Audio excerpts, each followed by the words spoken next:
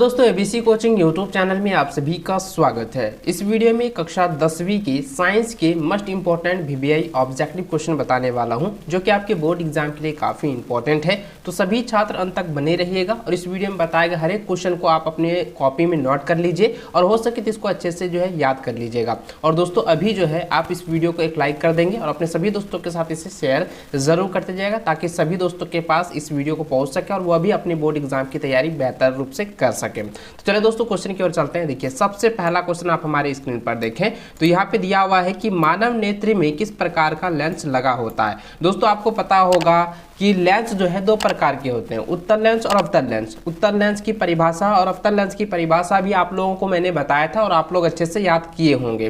तो देखिए, यहाँ पे जो है कहता कि मानव नेत्र जो है किस प्रकार का लेंस लगा रहता है। तो देखिए, ध्यान दीजिएगा दोस्तों, आपको याद होगा कि मैंने बताया था कि हमारी जो आंखें होती है उसमें जो क्या होता है कि जो प्रतिबिंब बनता है वो रेटिना पर बनती है, ठीक है। और रेटिना पर क्या होता है, उल्टा प्रतिबिंब बनता है, लेकिन मस्तिष्क जो है वो उसको सीधा करने का काम करती है, वो सीधा हम लोगों को प्रतीत करता है, यानी सीधा हम लोग को दर्शाती है, बताती है।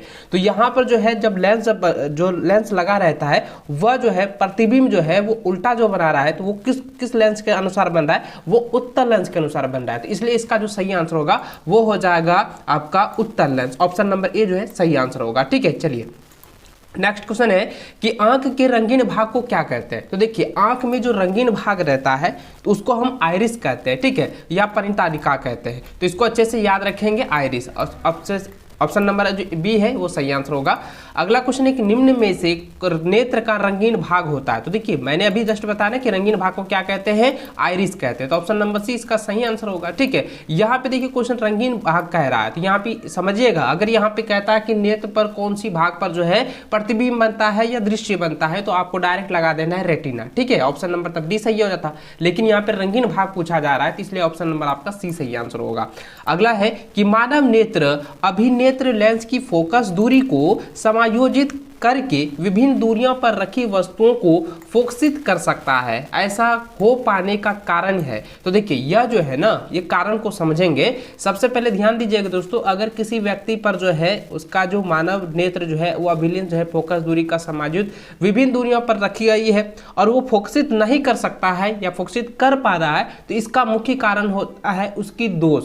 अगर उन व्यक्ति के नयन में या आंख में जो है दोष उत्पन्न हो चुकी है, जैसे एक निकट दृष्टि दोष हो गया, दूर दृष्टि दोष हो गया या जरा दृष्टि दोष हो गया। मैंने आपको बताया था ना जरा दृष्टि दोष के परिभाषा, निकट दृष्टि दोष, दूर दृष्टि दोष के बारे में बताया था। तो यहाँ पे ये कह रहा है क्या, विभिन्न दूरियों पर रखी वस्तुओं को फोकसित कर सकता है, यानी कि अच्छे से वो देख पाते हैं। तो यह कौन सा हो जाएगा, यह हो जाएगा निकट दृष्टि दोष, यानी कि दूर नहीं देखा जा सकता है, तब वो आपका हो जाता दीर्घ दृष्टि दोष। लेकिन यहाँ पे क्या है कि निकट रखी वस्तुओं को जो है एकदम बढ़िया से वो देख रहा है, तो ये क्या हो जाएगा, ध्यान दीजिएगा, यहाँ पे कहता है विभिन्न दूरियों पर, यानी अलग अलग दूरियों पर जो है पूरी तरह से ये अपने नयन से देख रहा है। तो इसलिए इसका आंसर जाएगा निकट दृष्टि दोष, ऑप्शन नंबर सी हो जाएगा, ठीक है। चलिए, निम्नलिखित को अगला क्वेश्चन है कि मानव नेत्र जिस भाग पर किसी वस्तु का प्रतिबिंब बनाते हैं वह है। तो देखिए, जैसे मैंने अभी बताया ना कि मानव नेत्र जो है जिस वस्तु का प्रतिबिंब जो है हमारे आंख में बनाता है,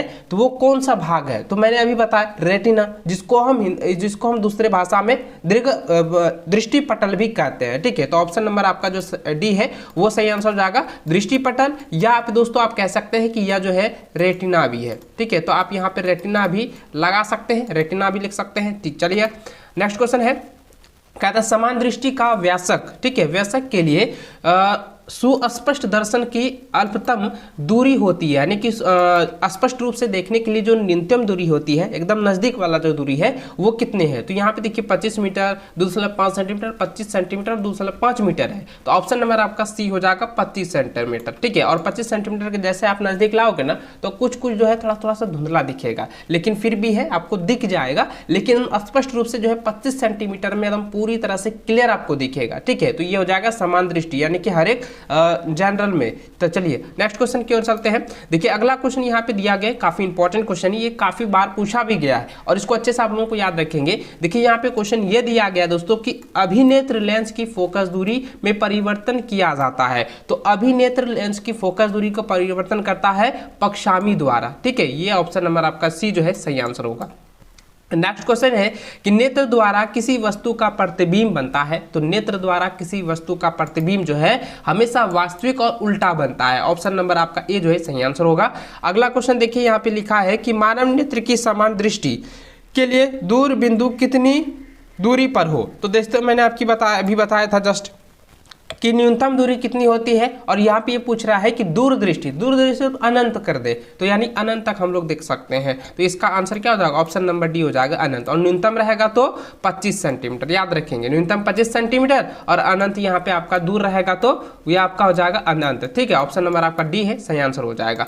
नेक्स्ट क्वेश्चन है कि नेत्र में प्रवेश करने वाली प्रकाश की मात्रा को निम्नलिखित में से कौन नियंत्रित करता है। तो देखिए दोस्तों, हमारे नेत्र में जब प्रकाश पड़ती है, देखिए आप ध्यान दिए होंगे कि अगर हम किसी वस्तु को देखते हैं, चमकीला वस्तु को देखते हैं या सूरज को ही हम देखते हैं, तो क्या होता है हमारा जो पुतली जो है ना ऑटोमेटिक बंद होने लगता है, यानी कि यह जो है यह हमारे प्रकाश को नियंत्रण का काम करती है। तो इसका आंसर क्या हो जाएगा, ऑप्शन नंबर ए जो होगा पुतली। ठीक है, इसको अच्छे से याद रखेंगे। अगला क्वेश्चन है कि जब हम सामान्य नेत्र में किसी बीम की दूरी में वृद्धि करते हैं तो अभिनेत्र लेंस की प्रतिबिंब दूरी होती है। तो देखिए यह जो है ना, जब हम किसी भी वस्तु को समान दूरी पर देख रहे हैं, उसको निकट देख रहे हैं या दूर देख रहे हैं, तो वो क्या होता है कि बीम की जो दूरी है वो जो है वृद्धि करते रहता है। तो अभिनेत्र में लेंस की जो प्रतिबिंब की जो दूरी है ना, वो जो है परिवर्तन होगा। ठीक है, दूरी के हिसाब से परिवर्तन होते रहेगा। लेकिन दोस्तों यहाँ पे सवाल ऐसा है कि जब हम नेत्र के किसी बीम की दूरी को देखिए, प्रतिबिंब की दूरी को अगर वृद्धि करते हैं तो लेंस की दूरी में, लेंस में क्या होगा, लेंस की प्रतिबिंब की दूरी में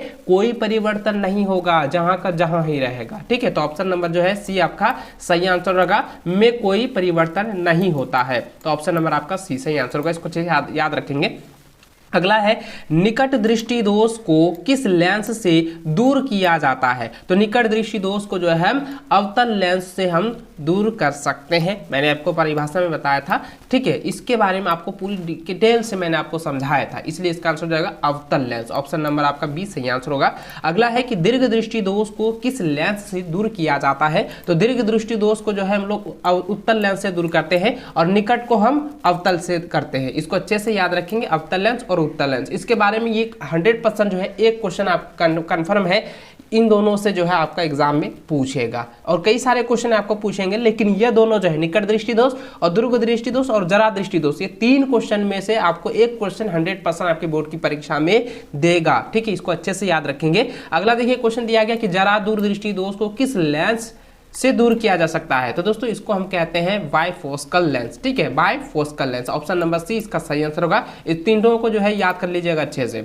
अगला क्वेश्चन देखिए, लिखा है कि श्वेत प्रकाश की अवयवी रंगों में टुकड़े या टूटने की क्रिया को क्या कहते हैं। तो उसको हम वर्ण विक्षेपण कहते हैं। दोस्तों वर्ण विक्षेपण के कारण ही जो है तारे टिमटिमाते नजर आते हैं, इसको तो मैंने पहले भी बताया था। ठीक है, तो यहाँ पे है कि श्वेत रंग के अवयवी रंगों के जो है वर्ण विक्षेपण के कारण जो है टूटने की प्रक्रिया को कहा जाता है। आपने देखा होगा दोस्तों वर्ण विक्षेपण के बारे में, आपको स्पेक्ट्रम के बारे में मैंने पूरी डिटेल के साथ बताया था, लेंस में प्रयोग करके भी मैंने आपको समझाया भी था। ठीक है, इसको अच्छे से याद रखेंगे। अगला क्वेश्चन दिया हुआ है कि श्वेत प्रकाश में कितने रंग होते हैं। तो देखिए श्वेत प्रकाश में जो है ये होते हैं 7 रंग। कौन कौन से आपको मैंने बताया था।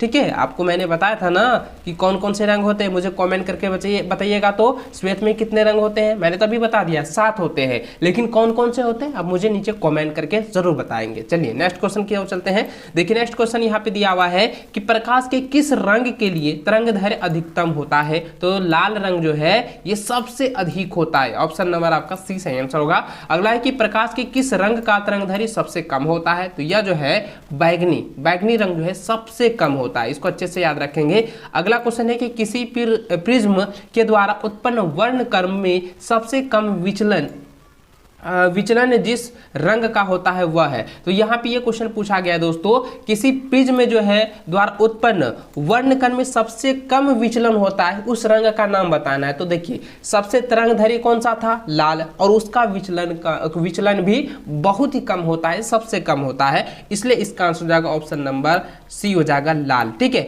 अगला क्वेश्चन है कि किसी प्रिज्म द्वारा श्वेत प्रकाश के विक्षेपण वर्णक्रम में अधिक विचलन का रंग है। तो अधिक कौन सा होता है? बैगनी। इसको याद रखेंगे, अधिक जो होता है बैगनी होता है और इसका सबसे जो है ये कम तरंगदैर्घ्य उत्पन्न करती है। ठीक है, ऑप्शन नंबर ए जो है सही आंसर होगा।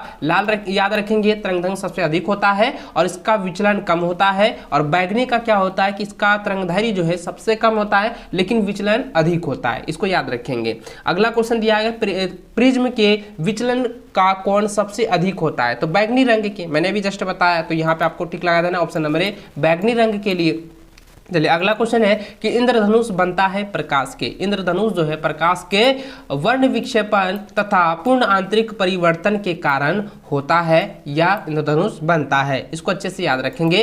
अगला है कि इंद्रधनुष के निर्माण के लिए निम्न में प्रकाश की कौन सी घटना है? तो इसका आंसर है दोस्तों परिकिरणन। परिकिरणन के कारण जो है बादलों में जो है या आकाश में इंद्रधनुष उत्पन्न होती है। आप चाहे तो आप जो है अपने खुद से जो है प्रैक्टिकल भी इसको कर सकते हैं। अगर आप मुंह में लेकर जो है जोर से उसको फूंकते हैं तो आपके सामने एक इंद्रधनुष उत्पन्न होगी। आप उसे अच्छे से देख पाएंगे, कितने रंग होते हैं, कैसे होती है, सारा चीज मैंने आपको बताया है। और ये परिकिरणन के माध्यम से जो है यह संभव हो सकता है। ये इसकी घटना जो है परिकिरणन के कारण ही इंद्रधनुष बनता है। इसको अच्छे से याद रखेंगे। नेक्स्ट क्वेश्चन की ओर चलते हैं। देखिए यहाँ पे 24 नंबर क्वेश्चन दिया गया है कि रात में तारे टिमटिमाते हैं प्रकाश के। तो ये मैंने बताया अपवर्तन से। ठीक है, ऑप्शन नंबर आपका सी जो है सही आंसर होगा। अगला है कि आकाश में नीले रंग का कारण है। तो आकाश में नीले रंग का कारण क्या है? प्रकाश का परिकिरणन के कारण जो है हमें नीले रंग की दिखाई देती है। ऑप्शन नंबर आपका सी हो जाएगा। इसको अच्छे से याद रखेंगे। अगला है कि वायुमंडल की अनुपस्थिति में पृथ्वी से आसमान का रंग दिखाई देता है। तो यह जो है काला प्रतीत होता है, यानी कि काला दिखाई देता है। ऑप्शन नंबर ए सही आंसर होगा। अगला है खतरे के निशान के रूप में किस रंग का प्रयोग किया जाता है? तो इसका आंसर दोस्तों लाल, ऑप्शन नंबर ए।